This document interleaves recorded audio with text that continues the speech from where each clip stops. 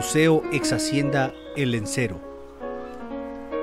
Esta fue una hacienda mexicana ubicada en el municipio de Emiliano Zapata, a 12 kilómetros al sur de la carretera Jalapa-Veracruz. En la actualidad, esta hacienda funciona como museo. El Lencero posee una calzada, las cocheras, una capilla colonial y el curato. En la zona se ubican dos casas y una capilla. La primera que se observa es conocida como la Casa de las Monjas y anteriormente fue un convento. Ahora funciona como la cafetería del museo. La hacienda fue construida en 1525 por Juan Lencero, un soldado de Hernán Cortés, tras recibir una merced real. En los tiempos de la Nueva España, una merced real era un permiso para establecer una de las 10 posadas para descanso de los viajeros que transitaban de México a Veracruz o de Veracruz a México. Esta posada era modesta, sin tantos lujos, pues era usada por todo tipo de gente. En 1525, cuando comenzó a funcionar la posada, contaba con un contrato de arrendamiento, el cual se describía así: la vivienda para huéspedes con una sola sala y 10 aposentillos cubiertos de teja y cercada en partes de palos y en partes de piedra y lodo, todo ello maltratado, lo cual ha de ser reparado y adobado de lo que necesitare. Para entonces, por la mala pronunciación de la gente, se le llamaba, y aún hasta el siglo XX, el encero, con la palabra encero separada al final. Fue hasta después del siglo XX e inicios del XXI que se le llamó, como originalmente era al inicio, el lencero, agregándose la letra L al inicio de la palabra encero, que le hacía falta. Años después, la posada diversificó sus actividades en las inmediaciones del siglo XVI, cuando era propietario don Jerónimo Pérez de Salazar. A la posada se agregaron la cría de ganado, la reparación de carruajes, alfarería y el cultivo de algodón, además del cultivo y procesamiento de la caña de azúcar. Entre otras cosas, esta última sería la principal actividad del lencero hasta el siglo XIX. El lencero, a través de la historia, fue rancho, hacienda y hoy una evocación romántica del pasado. La historia de El Lencero tiene poco más de 5 siglos, donde se enmarca la historia de Jalapa y también de México. La lista de propietarios es larguísima. Uno de los más destacados fue don Antonio López de Santa Anna, hombre que ocupó 11 años la presidencia de la República. Jalapeño, nacido el 21 de febrero de 1794, quien llegara al mundo donde actualmente se ubican las oficinas del Banco Banamex, en el último tramo de la calle de Jalapeños Ilustres, hoy centro histórico de la ciudad capital del estado de Veracruz. El 27 de mayo de 1842, el general Santa Anna adquirió la hacienda por una suma de 45,000 pesos. Sin embargo, la hacienda continuaba brindando los servicios de hospedaje a los viajeros, por lo cual comenzó a cobrar impuestos por derecho a pasar por ese lugar, algo así como una caseta de peaje de las que hay ahora al viajar por nuestras carreteras. Durante este tiempo, la hacienda extendió sus terrenos notablemente, pues el general los utilizó para criar ganado y así alimentar a su tropa. Asimismo, se construyó una de las partes más emblemáticas de la hacienda, la capilla, la cual fue ampliada con los arcos cuando el general Antonio López de Santa Anna los mandó construir. Desde pequeño conocía la hacienda y la adquirió durante el gobierno de Ignacio Comonfort. Y fue aquí donde se casó por segunda vez. Esto sucedió a los 40 días de luto por su mujer. Santana contrajo matrimonio con la señorita doña Dolores Tosta y Gómez, escándalo que contribuyó a aumentar su descrédito en un momento en que se le recordaba su anterior episodio en Texas, y por tanto se le pedían las responsabilidades. El retiro de la escena política en ese momento lo pagó con un largo exilio en La Habana, Cuba. En 1856, Ignacio Comonfort decretó el embargo de todos los bienes de Santana, y el encero se vendió en 1870 por la cantidad de 50,000 pesos. Para 1875, el encero era una de las haciendas azucareras más importantes de la región. En el año de 1900, los dueños vendieron la propiedad en 74,000 pesos, pasando a manos de la compañía agrícola y manufacturera El Encero S.A., que se dedicó a la ganadería, la alfarería, los hilados, tejidos de algodón, al cultivo y procesamiento de la caña de azúcar y del henequén. Así también se fabricaba ladrillo y teja, actividad que perduró al final después del cierre de la fábrica textil y azucarera. Mucho del esplendor de la hacienda se perdió en los vaivenes de la historia, pues sufrió pérdidas, saqueos, robos y destrucciones durante la Guerra de Independencia, cuando un grupo de insurgentes en 1812 estableció ahí un cuartel.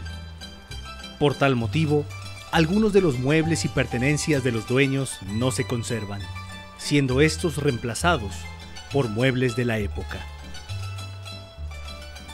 Entre 1923 y 1935 se perdió gran parte del terreno debido a problemáticas agrarias.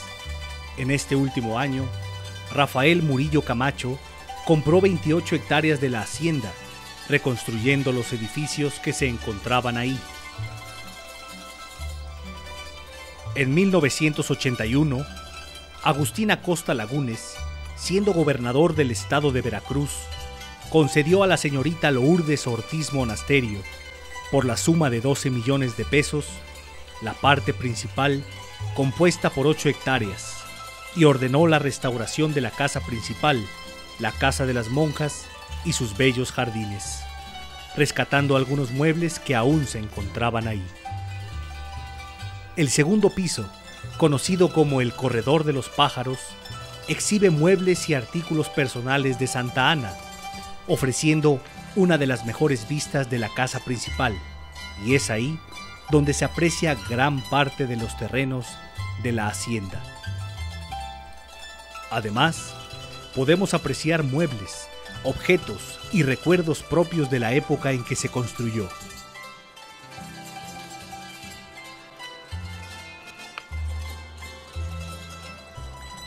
En la casa principal, además del Corredor de los Pájaros, también se encuentran el Salón de Armas, el de Juegos, el de Música, entre otros.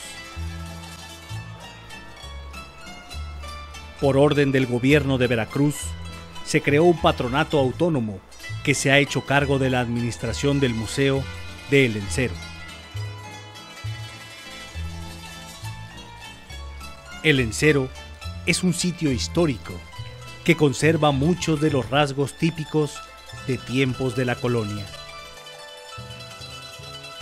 pues su edificación principal es una construcción de 2 pisos que rodea un bello jardín con su típica fuente al centro, reminiscente de la arquitectura morisca en España.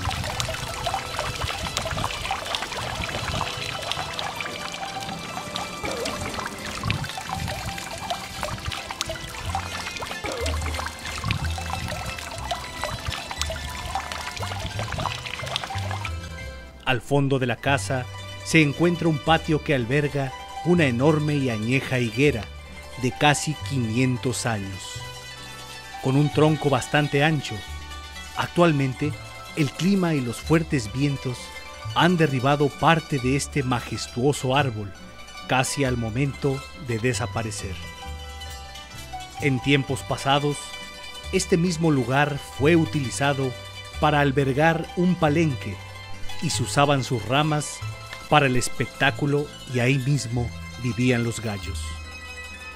El edificio principal cuenta con 24 salas, correspondientes a las habitaciones de la casa, en las que se exhiben artículos de uso cotidiano de varias épocas, en las que sus distintos dueños vivieron. Los objetos van desde cosas triviales, cotidianas, religiosas, hasta históricas, que son una ventana a la vida pasada de la hacienda. Los amplios jardines del lugar son el espacio ideal para descansar. Hay un lago en el que también hay cisnes, y cerca están las caballerizas, así como la casa del cuidador de la hacienda, que se encargaba de recorrer sus terrenos para evitar que hubiera intrusos.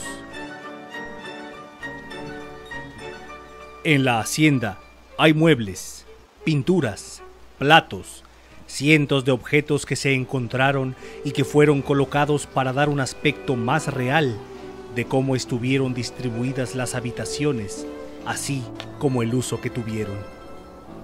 La casa no cuenta con luz, pues conserva su ambiente natural. La planta baja se utilizaba para las visitas y la planta alta era para los dueños de la hacienda.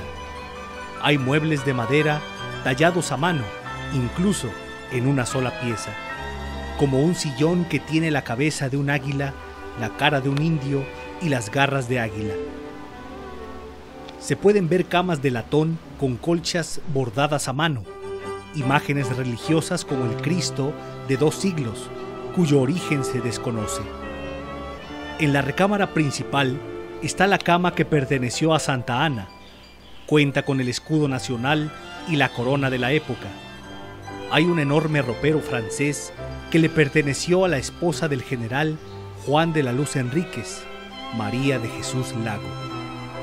Lo que llama la atención es el espejo empotrado, cuya cualidad es que las personas que se reflejan en él se ven más altas y más delgadas.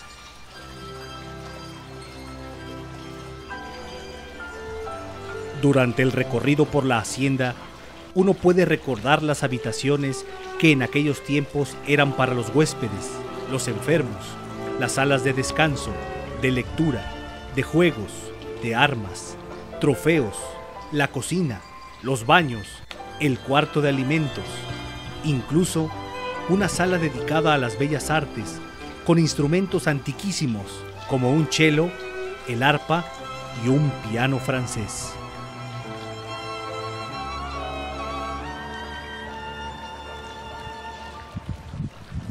También se visitan las cocheras, donde aún se conservan 2 carruajes que se utilizaban para viajar de Jalapa a Veracruz, los cuales son de madera, forradas con piel, con recubrimiento de caucho, y eran tiradas por caballos. Hoy día, estas cocheras ya están cerradas, pero los carruajes aún se pueden admirar.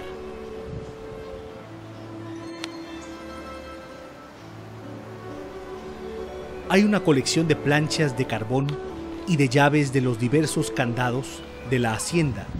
Destaca uno de fabricación inglesa, con el ojillo escondido, que aún funciona.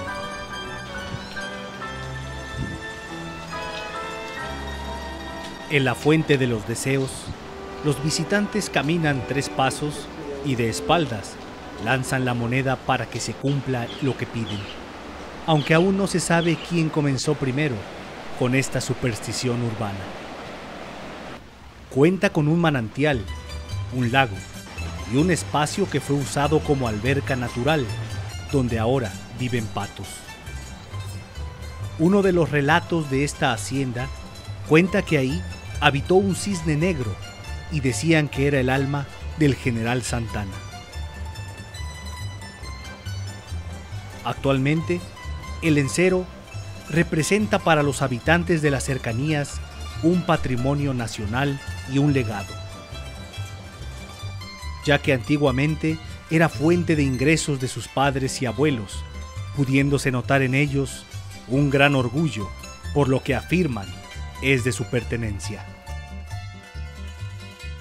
Se debe destacar que importantes personajes de la historia y las letras como don Agustín de Iturbide, Ignacio Allende, Vicente Lombardo Toledano, Gabriela Mistral, embajadores y altas personalidades de la política han vivido o visitado este hermoso lugar.